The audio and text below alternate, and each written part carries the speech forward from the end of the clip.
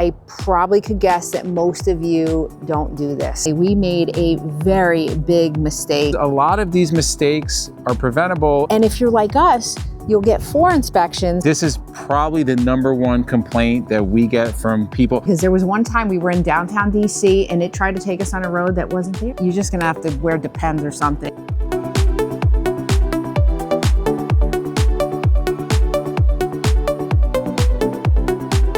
If you watch us, you know recently we made a very big mistake when we were traveling in our RV and it left us stuck for 4 hours. We're gonna link that video up above if you don't know what we're talking about, but we're always learning. Now we've been on the road for a couple months and we have a lot of our subscribers will see at campgrounds and rallies and they say, hey, this happened, I made this mistake. A lot of these mistakes are preventable and it's gonna make your journeys a lot more enjoyable. And I can guarantee that the last one is something that most of you do not do. First big mistake that a lot of RVers make is when they purchase their RV. So whether you're purchasing from private or from a dealer, this is a thing you want to do. Now you can see we're at an RV dealership here. We're at Dave's RV Center in Danbury, Connecticut, one of the best RV dealers for new Mars. But even if we bought from Dave, we would still get a third-party inspection. Why? A third-party inspection is an independent inspector that is going to go over in detail any issues that these RVs may have. And unfortunately, whether they're new or used, most of the time you're going to find something. Now, it may be a very small thing.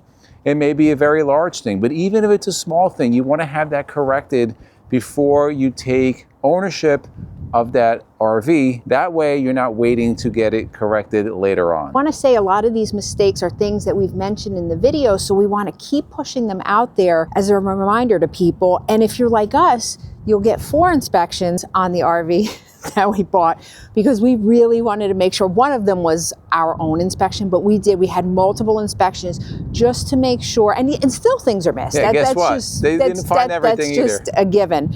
But yes, that is such an important thing when you're purchasing. This is something we get from a lot of subscribers, actually many emails. People say, I'm buying this coach or I'm buying this RV and I'm doing it sight unseen. We would highly recommend not buying an RV sight unseen. Can you do it? Yeah, you can. Can you luck out and everything goes great? Absolutely. Some people will do it and they'll get an inspection. We looked at so many different RVs and I thought we were going to love them. We looked at a Tiffin that we were like already going to buy it before, we walked on a thing. I said, this is nothing that I like. Until you get onto an RV, you really don't have that feel like, is this really for me? You can't see everything that you're going to see in pictures. You can't smell it. You can't smell it, right? We just think it's a really bad idea. And if you're new to this, we highly recommend take your time, go see the RVs in person. Next one's a big problem that unfortunately a lot of RV owners are guilty of. It's not maintaining your RV. This is not like a Toyota Corolla where you just change the oil. I'm talking about motorized, but RVs in general, but we're all motorized. There are a lot of systems on these RVs. So just from the routine checking of the oil, fluids, your fuel filters have to be changed, your air filter, chassis inspections, heating systems, AC systems, cleaning them, is a multitude of things. And does it get expensive? Yeah, it does, especially if you get on the motorhome. But if you keep a detailed record and you're up to date on your maintenance, the likelihood of something bad happening gets minimized. So we were just finished up, again, over 6,000 miles, 2 months on the road, we're back out. And we only had one issue. It wasn't a maintenance issue, it was really caused by bad roads, which was fixed immediately.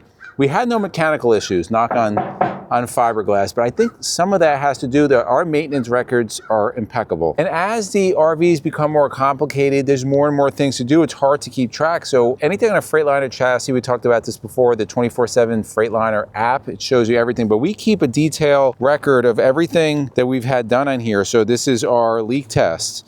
And just every single thing, this is just since May, by the way. Everything that we've done, every oil change, every cat scale weight, every part, it's all kept in here. So when we go to sell this motorhome to somebody else, we have a detailed record of everything. I'll go further on to say that if you're buying a used motorhome, detailed records of maintenance are more important than anything, more important than mileage, more important than the floor plan, because if that was maintained, that coach was maintained, it was on the road, highly likely that it's going to be in good running condition. Another big mistake that our subscribers have done, but actually a lot of them haven't because they've told us, is they get the wrong mattress. And when we bought Stella, it was literally the first thing that we did. Our mattress is from RVmattress.com by Brooklyn Bedding, and it is literally the most comfortable mattress we've ever had. Again, this is our second one now. As soon as we got the motorhome, we got it. They have all different types of products for RVers. They have all the different mattresses. They have weighted blankets, cooling pillows, sheets, everything. We have one at home.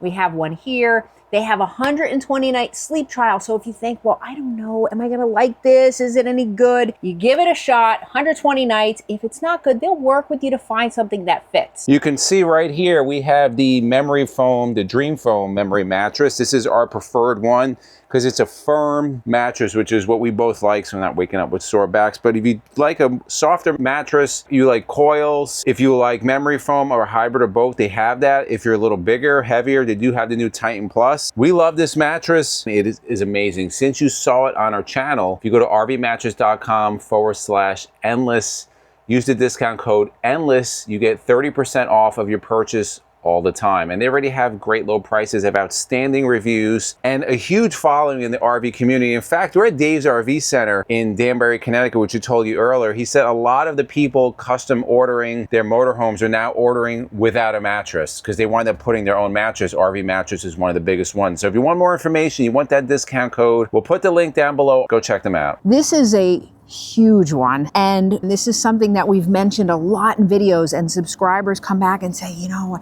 I didn't do this and I wish I did. And that is buying from a bad RV dealer. This is so important. And we've talked about this in so many different videos. It doesn't matter the deal you go, will you pay a little less here or you get better financing here or whatever. The RV dealer and service center that you buy into is so critical. Yeah, this is probably the #1 complaint that we get from people. We get emails, like, I got burned, what can I do? You go on forums, this is the #1 complaint. Guys, MJ hit it nail on the head. It doesn't matter how nice the salesperson is, how much food they give you, how fancy the area is, that means nothing. The reputation of the manufacturer is important. Reputation of the dealer is by far the highest. And unfortunately, there's a lot of big box dealers out there that they are just running people. They're running people over the coals. They sell them the unit. It's not properly inspected. It's not properly PDI'd. They have no ability to get service on them, and you're stuck with it. And unfortunately, this information's out there. We're doing it again. It is so important. That's why we have a good relationship with Dave's RV Center. Right. This is a small dealership. Like, I want to just show you around here. These are how many units they have on the lot. That's it. And this unit is ours here. If you go into the service center and you read their reviews, that's where they excel. It's not a high volume dealer. It's a dealer that people keep coming back to because they have excellent reviews. You buy a motorhome from here, you have Dave's cell phone. I've called, and we didn't buy our motorhome from here, we're just friends with him. But I've called Dave multiple times where we're on the road, something's wrong.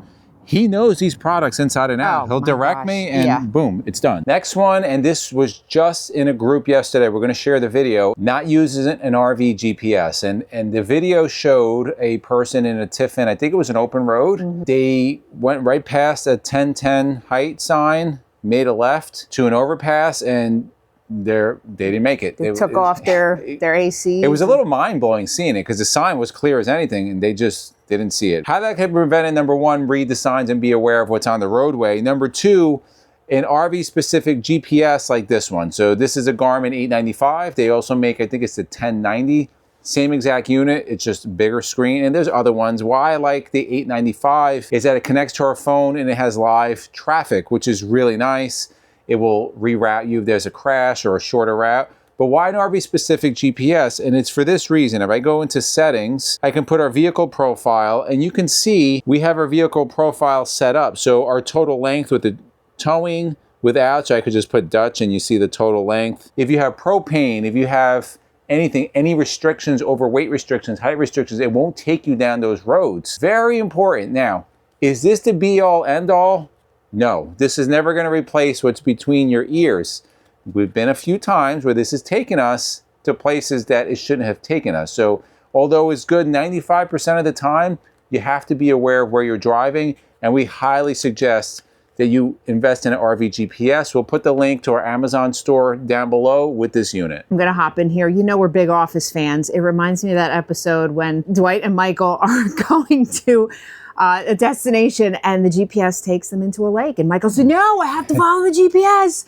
And that's exactly what we're talking about, because there was one time we were in downtown DC and it tried to take us on a road that wasn't there. Didn't exist. And you just, you have to use You were like, wait a second, that road doesn't exist, so I'm not going to drive off the road. The next one, we've seen this a few times, and this can really cause damage on your RV, and damage that you don't want, which is water damage inside, is not using a pressure regulator. So if you don't know what this is, a water pressure regulator. It doesn't have to be this fancy, even though those are like 20-something dollars.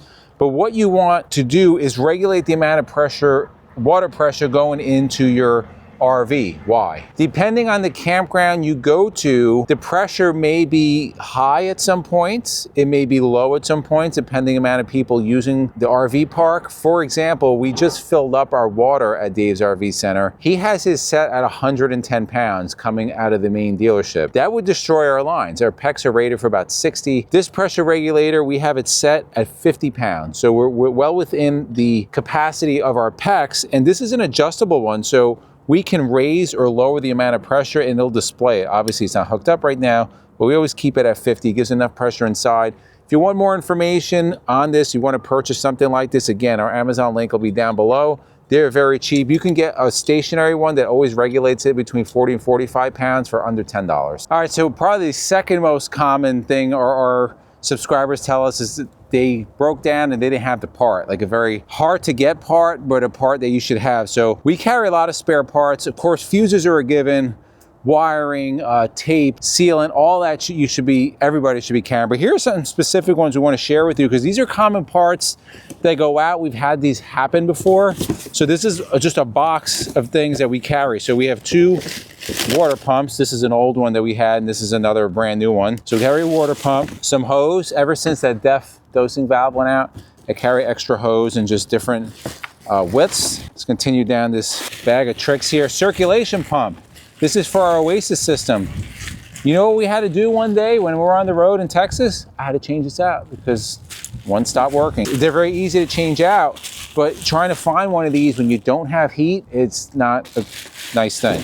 We also have in here serpentine belts. Okay, we have that. We'll blow out one of those. Now, why do we have that? Well, if we blow a serpentine belt on the side of the road, we can get a mobile mechanic out to switch it really quick. If you don't have this, well, now you're waiting until they find that part. We also have a spare water pump on here and a couple of other parts, some barbed connections over here. And then we have slide controllers, all different parts that we carry on board, which we've used previously. So the obvious follow-up question would be, how do I know which spare parts to carry? Well, we would suggest that if you have a specific brand model, go on to the Facebook forums for that. They pretty much have a Facebook page for every brand. You are going to see in there the common breakdowns, the common complaints, what parts break often. Probably a good idea to carry those parts. So we're gonna have a list of just some common extra parts you should have. It's not gonna be specific to everybody's needs, just a common one.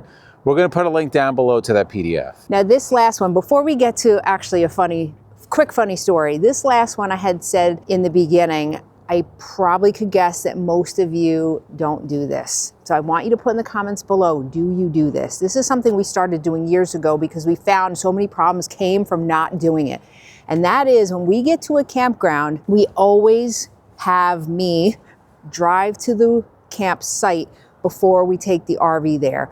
Look, you get a map and you get directions, but you never know exactly, is there a tree there? Is there a truck pulled in that we can't get past? We want to know exactly what route we're taking to get there, how easy it's going to be getting to the spot. We went to a campground a few years ago and we had to sit in the main roadway because somebody had their RV there and they couldn't fit or something. I don't remember exactly what happened. They couldn't navigate the turn. Right, and we wound up sitting there for quite a long time. So this is something we highly recommend doing. It takes such a short amount of time.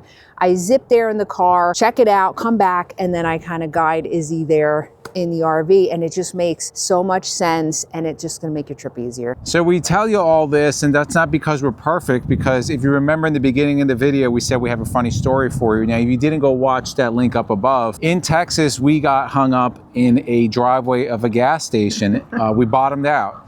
And our fault, partly is because it rained and we couldn't see how steep that driveway was. But we do want to answer some comments from that video.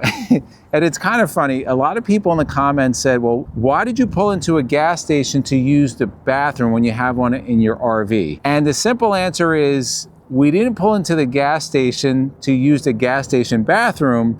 We pulled in the gas station so we could get off the roadway. There was no shoulder. Yeah. We had to pull in. I saw a fire truck. I'm like, well, the fire truck's there. We can fit. When we pulled into the driveway, we got hung up. So yes, we were going to use the bathroom in our motorhome, but we had to stop the motorhome first before using the bathroom. So what did we learn from that? And people did say in the comments, please tell me there was one where she said, please tell me the lesson you learned. We will no longer do that. Unless there's a shoulder, a large shoulder, a rest stop, a truck stop or something, we will not. You're just gonna have to wear Depends or something if you have to. Yeah, it's just what it is. I mean, you could always pull off. I don't like pulling off on shoulders of highways. Right. Because so many crashes, I don't like it. I'll pull off on the exit shoulder, but that's what I plan to do. But this exit had no shoulder for miles. So that turned into a 4-hour ordeal, and we will continue to make mistakes, and you will continue to make mistakes. But if we continue to help each other and just, we use our platform to remind people or people that are just getting started, things to really watch out for. So we want your feedback in the comments below. Let us know what are mistakes that you've learned that you want to share with other RVers, because everything is a learning experience for sure. We're going to make mistakes, like MJ said. You all are going to make mistakes. That's how we learn. And again, if you want to see a video about us making mistakes, we'll link one up above.